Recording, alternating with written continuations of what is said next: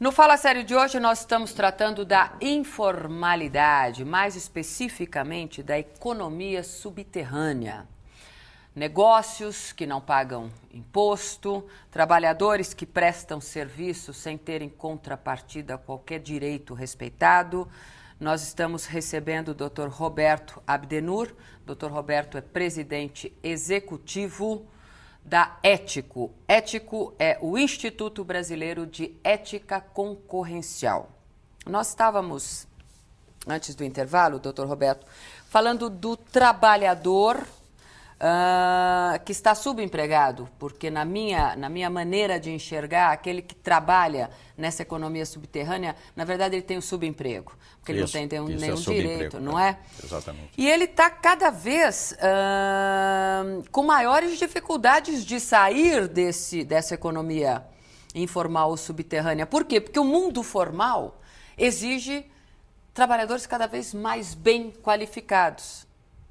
Assim. E ele está engessado nesse universo que não é interessante, não é?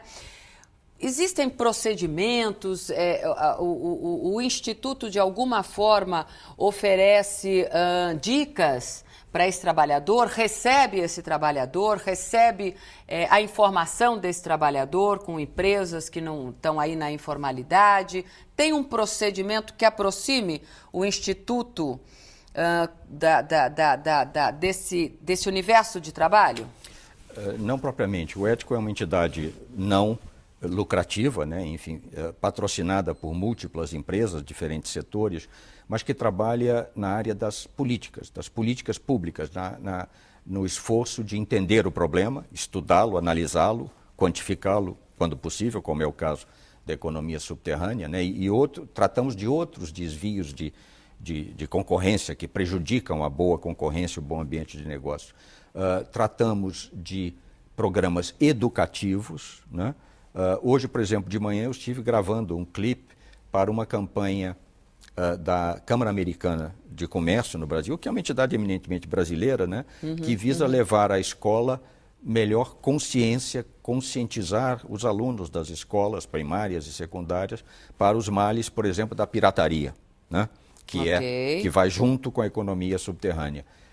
E procuramos lançar iniciativas ou apoiar iniciativas para combater esses problemas. Então, o Ético é uma entidade muito enxuta, nós somos meia dúzia de funcionários, com uma série de consultorias trabalhando em apoio, grupos de trabalho internos das diferentes empresas trabalhando conosco, com a equipe, digamos, técnica, né? Então, nós não temos esses instrumentos de trazer trabalhadores, mas nós apoiamos programas. E há múltiplas ONGs hoje no Brasil que estão voltadas justamente para proporcionar maior educação, ONGs e programas de governo, naturalmente, e de entidades empresariais voltadas para proporcionar maior educação aos trabalhadores. Por exemplo, há belos programas de trazer conhecimento de informática, de computação, para as favelas que foram pacificadas, como se diz, no Rio de Janeiro, porque o conhecimento de computação é hoje importante. Eu vi outro dia uma coisa muito interessante, porteiro não parece ser uma atividade de maior sofisticação, não é isso? Mas hoje, para ser porteiro, o sujeito precisa ter certas noções de computação, porque ele tem que controlar listas de visitantes, os sistemas de vigilância, etc. e tal. Algumas pessoas até podem se candidatar a ser porteiros e não preenchem essas condições básicas. E assim, como você disse, que numa economia cada vez mais sofisticada, no mundo afora e no Brasil também, você precisa de níveis mais elevados de qualificação, setores... Esse é o grande problema brasileiro, Salete, é um consenso nacional hoje. A maior deficiência do Brasil é a pobreza do nosso sistema educacional, a precariedade do nosso sistema educacional. Todos nós concordamos, todos nós sabemos e ninguém faz nada a respeito, que é o que depende e dependeria, sem dúvida nenhuma, de uma ingerência, de uma participação maior do Estado brasileiro, que infelizmente parece mais preocupado com os destinos da Petrobras do que com a educação brasileira, não é? Olha, infelizmente, eu sou muito crítica, né? muito crítica. Eu acho que algumas coisas estão sendo feitas.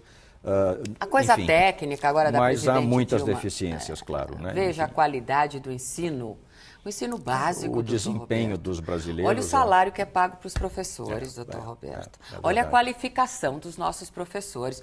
Quando eu me deparo com a realidade educacional brasileira, eu devo confessar que eu entro em depressão, porque para mim o futuro depende disso, e isso não está sendo feito.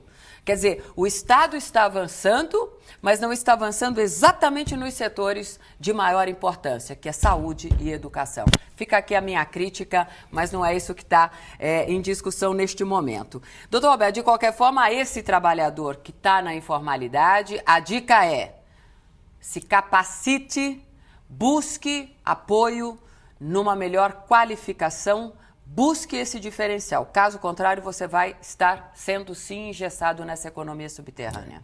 Não é? É verdade. Agora, quando nós falamos de economia subterrânea ou informal, nós estamos falando também de drogas, né? Estamos falando de armas, de venda de armas.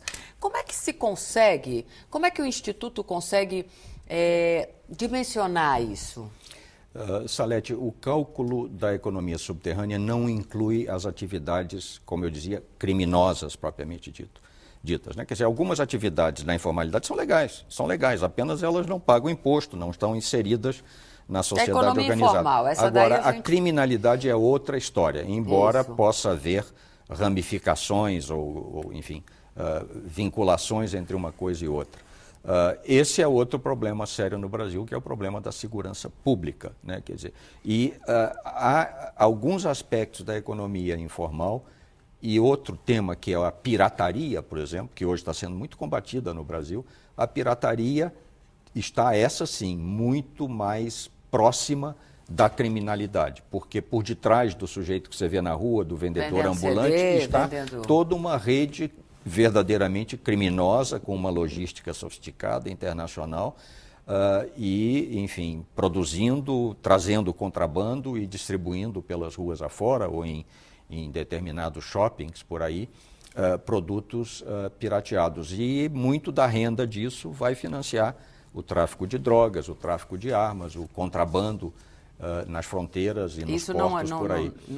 Esse não é o escopo de trabalho do ético, né? Embora nos preocupe também. 18% do PIB na informalidade sem contar isso. Rapaz. Porque se você fosse contar o valor, digamos, né, da criminalidade, aí o Brasil seria um país rico, né? Porque o que vai de dinheiro aí, o que vai de dinheiro aí não é brincadeira, né? Mas isso nos empobrece imensamente, porque inclusive é um desestímulo ao investimento. O problema da economia subterrânea, as empresas que não pagam imposto estão com uma vantagem sobre aquelas que estão pagando imposto, pagando direitos trabalhistas, previdenciários.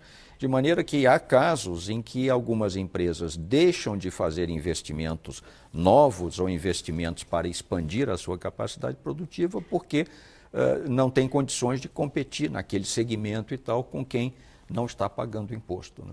E eu pergunto, onde é que entra a fiscalização? A fiscalização Se houvesse é parte disso. Um rigor maior. Existe fiscalização, por exemplo, a Prefeitura de São Paulo, na área de pirataria, né? É preciso deixar claro que economia subterrânea é uma coisa, pirataria é outra, criminalidade é outra, embora haja, como dissemos, uma convivência e algumas sinergias, né? Mas, por exemplo, no caso da pirataria, a Prefeitura de São Paulo está fazendo um trabalho pioneiro do Brasil. O Ético patrocina e gerencia em escala nacional um programa chamado Cidade Livre de Pirataria, que consiste na repressão a esses focos de distribuição de produtos pirateados. Aqui em São Paulo, isso é uma escala gigantesca, você não imagina, são dezenas de milhões de itens, há armazéns totalmente lotados com mercadorias apreendidas. É um belo trabalho que está sendo feito aqui, sob direção da Secretaria de Segurança Urbana, o senhor Edson Ortega, com apoio direto nosso. Agora, não basta a repressão, não basta a fiscalização. Ela tem de estar presente, tem de ser constante, não deve perder o ritmo, mas, como nós dissemos, é também uma questão de educação da sociedade, de mudança da mentalidade da lei de Gerson e da tolerância com a transgressão. E eu sou otimista de que a sociedade brasileira, que está em processo de evolução, de amadurecimento, caminhará no sentido de melhor compreender os custos e inconvenientes da informalidade, da pirataria, para não falar da criminalidade, e se liberar disso. Eu dou 2 exemplos de mudanças dramáticas para melhor na mentalidade do brasileiro. Primeiro, terminou, em meados da década dos 90, a tolerância com a inflação, que durante décadas atormentou e empobreceu os brasileiros. Segundo lugar, as questões ambientais, né, em que o Brasil era indiferente a elas ou até hostil, e hoje, ao contrário, é um valor fundamental. Parece engajado. Né, parece engajado. De maneira que essa cultura de transgressão, eu acho que a longo prazo tende a encolher. Não vai desaparecer de todo, mas tende a encolher. Eu sou otimista disso. E a própria emergência dessa nova classe média, você veja bem, quem ascende à classe média adquire uma noção mais profunda de sua cidadania, dos seus direitos, das suas aspirações e também das suas obrigações.